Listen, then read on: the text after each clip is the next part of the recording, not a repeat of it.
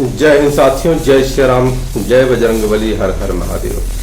मित्रों, आज श्री रामचरितमानस अक्षरशः कथा ज्ञान यज्ञ के अगले पड़ाव में 330 पृष्ठ संख्या और दोहा संख्या 70 के आगे बढ़ रहे हैं।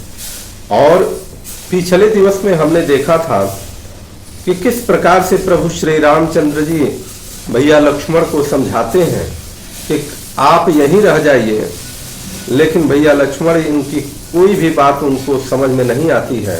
और क्या उत्तर देते हैं श्री राम जी और लक्ष्मण जी का संवाद आज की कथा में बहुत ही महत्वपूर्ण है। आप इसे अधिक से अधिक सुने, समझें और आगे बढ़ाने का प्रयास करें। गोस्वामी जी लिखते हैं, अस जिय जानी सुनहु सीख भाई, करहु मातु पितु पद सेवकाई, भवन भरत रिपु सुदनु नाही, राउ वृद्ध मम दुख मन माही। हे भाई, हृदय में ऐसा जानकर मेरी सीख सुनो और माता पिता के चरणों की सेवा करो। भरत और शत्रुघ्न भी यहाँ पर नहीं है, अब महाराज वृद्ध हो गए हैं। उनके दुख में उनके मन में मेरा दुख भी है, जिसके कारण तुम्हें रहना आवश्यक है। मैं वन जाऊं तुम्हें ले साथा, होई सब ही विधि अवधय अनाथा, गुरु पितु मातु प्रजा परिवारु, सब कहूं परई दुसह दुख भारू। इस अवस्था में मैं तुमको साथ लेकर बन जाऊं तो अयोध्या सभी प्रकार से अनाथ हो जाएगी। गुरु पिता माता प्रजा और परिवार सभी पर दुख का दुसह भार आ जाएगा।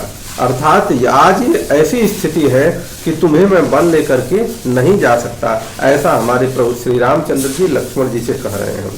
फिर आगे कहते हैं, कितनी सुंदर बात, रहूं करहूं सब कर परितोषु, न तरु तात होई बड़ दोषु, जासुराज प्रिय प्रजा दुखारी, सो निरप अवसी नरक अधिकारी। ऐसा प्रभु श्री रामचंद्र जी कहते हैं कि अब तुम यहीं रहो और सबका संतोष करते रहो, नहीं तो हे तात बड़ा दोष लगेगा। और जिसके राज्य में प्यारी प्रजा दुखी हो रहती है, वह राजा अवश्य ही नरक का अधिकारी होता है। अर्थात जिसके राज्य में प्रजा को किसी भी प्रकार का क्लेश होता है, मनसा वाचा कर्मणा, तो उस राजा को नरक का भोग करना पड़ता है। ऐसा प्रभु श्री रामचंद्र जी कहते हैं। रहूं तातयसी नीति विचारी, सुनत लखनु भय व्याकुल, दीन्ही मोहि सिखनी की गोसाई, लागी अगम अपनी कदराई, नरवर धीर धर्म धूर धारी, निगम नीति कहूं ते अधिकारी। हे स्वामी, आपने मुझे सीख तो बड़ी अच्छी दी है, पर मुझे अपनी कायरता के कारण वह मेरे समझ में नहीं आ रहा है। शास्त्र और नीति के तो वो बातें जो श्रेष्ठ पुरुष के अधिकारी होते हैं वे समझते हैं, मैं तो धर्म और वे धर्म की धुरी को धारण करने वाले होते हैं। मैं शिष्य प्रभु स्नेह प्रतिपाला, मंदरु सेरु किले ही मराला, गुरु पितु मातन जानऊ काहूं, कहूं सुभाव नाथ पतियाहूं। मैं तो प्रभु आपके स्नेह का पला हुआ छोटा सा बच्चा हूँ। कहीं हंस भी मंदराचल या सुमेरु पर्वत को उठा सकता है? हे नाथ, स्वामी से हो ही कहता हूं कि आप विश्वास करें, मैं आपको छोड़कर गुरु पिता माता किसी को भी नहीं जानता। क्या बात है। जह लगी जगत स्नेह सगाई, प्रीति प्रतीति निगम निजुगाई, मोरे सबई एक तुम स्वामी, दीन बंधुर अंतर जामी, जगत में जहां तक स्नेह का संबंध है, प्रेम और विश्वास है, जिनको स्वयं वेद ने गाया है, हे स्वामी, हे दीनबंधु, हे सबके हृदय के अंदर को जानने वाले, मेरे तो वे सब कुछ केवल आप ही हैं। धर्म नीति उपदेशीय ताहि, कीरति भूति सुगति प्रिय जाहि, मन क्रम वचर चरण रत होई, कृपा सिंधु परिहर्य की सोई।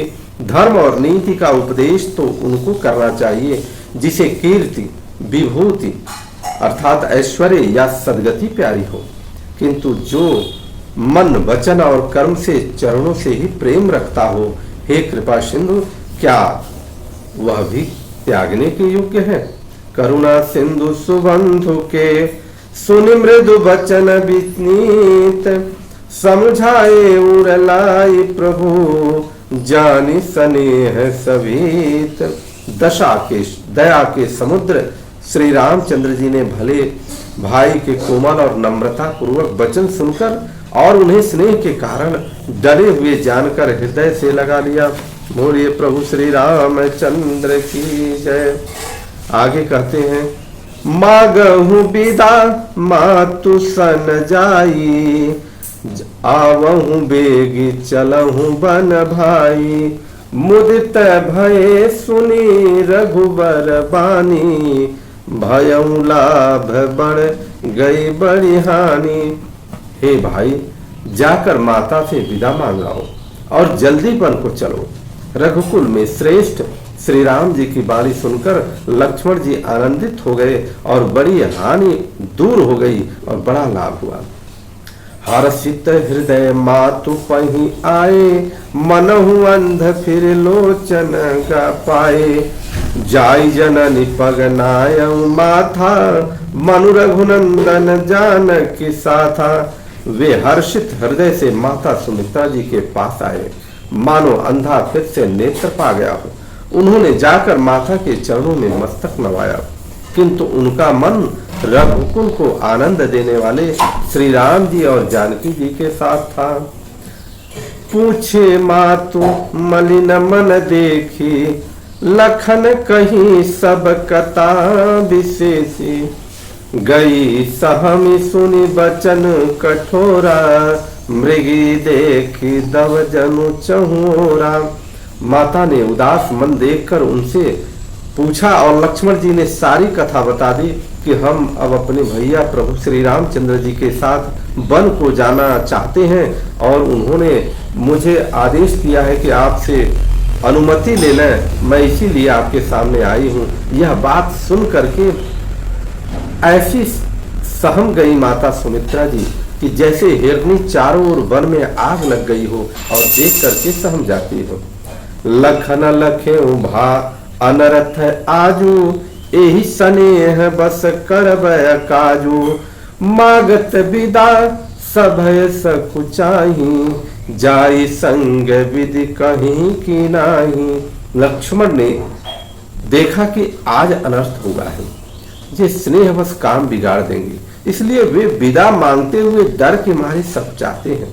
मन ही मन सोचते हैं कि हे विधाता, माता साथ जाने को कहेंगी या नहीं। यहाँ पर देखिए कितनी सुंदर प्रसंग है कि लक्ष्मण जी यहाँ प्रभु श्री रामचंद्र जी से कहते हैं कि मेरा किसी से कोई संबंध नहीं, मैं कुछ नहीं जानता, मैं तो यही जानता हूँ कि आप ही हैं। परंतु जब वही प्रभु जो उनके इष्ट देव हैं, उन्होंने आदेश दे दिया कि माता से आशीर्वाद ले लो, माता की इच्छा जान लो, और जब लक्ष्मण जी जाते हैं तो सहम जाते हैं। उनके अंदर कभी ये भाव नहीं आता कि हमें तो अब उनके साथ जाना ही है। अर्थात अब लक्ष्मण जी के मन में ये आ जाता है कि हमारे भैया के आदेशानुसार यदि माता ने आशीर्वाद नहीं दिया या माता ने जाने को नहीं कहा तो हमारा जाना अटक सकता है। इसलिए आगे लक्ष्मण जी सहम करके खड़े हो जाते हैं। समुझी सुमित्रा राम सिया, रूप सुशील स्वभाव, अनृप स्नेह लख धून्यु, सिर पापिन दीन कुदाव। सुमित्रा जी ने श्री राम जी श्री सीता जी के रूप, सुंदर शील और स्वभाव को समझकर और उन पर राजा का प्रेम देखकर अपना सिर धुना अर्थात पीटने लगे और कहा कि पापिनी कैकेयी ने बुरी तरह घात लगा लिया। बोलिए माता सुमित्रा की जय, प्रभु श्री रामचंद्र की जय, माता जानकी की जय, लखन भैया की जय, चारों भाइयों की जय, हनुमान जी महाराज की जय, माता पार्वती की जय। हर हर महादेव।